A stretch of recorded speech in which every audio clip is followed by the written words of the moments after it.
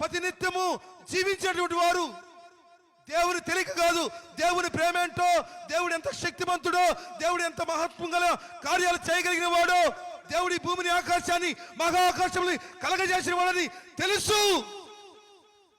తెలుసు కూడా వీరు మందిరానికి వచ్చే వారితో పాపం చేస్తూ మందిరానికి రావాలంటే భయపడతా ఉన్నారు. ఈయన్ని బట్టి ఈరోజు నిన్ను నన్ను బట్టి మన మందిరానికి ఎవరికన్నా మనం ఆటంకం కలుగుతున్నామేమో, జాగ్రత్త. దేవుని తెలిసిన బిడ్డలు, దైవ సేవకుల పిల్లలు, ప్రతినిత్యము స్తుతి నైవేద్యం అర్పించే పిల్లలు, కానీ వారి పాపమును బట్టి. కానీ ఈ బాలుడు తల్లిదండ్రులు లేరు.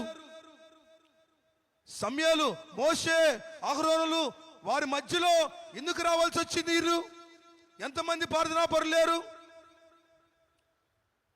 ఆయన నామం బట్టి ప్రార్థన చేయవారిలో మోషే ఉన్నాడు, అహరోను ఉన్నాడు, దాని మధ్యలో సమయాలు కూడా ఉన్నాయి. ఈరోజు వారి మధ్యలో మనం ఉన్నామా లేమా ఒక్కసారి పరీక్షించుకుందాం. చదవమ్మా ఈ సమయాల గ్రంథం 3వ అధ్యాయము 4వ వచనం.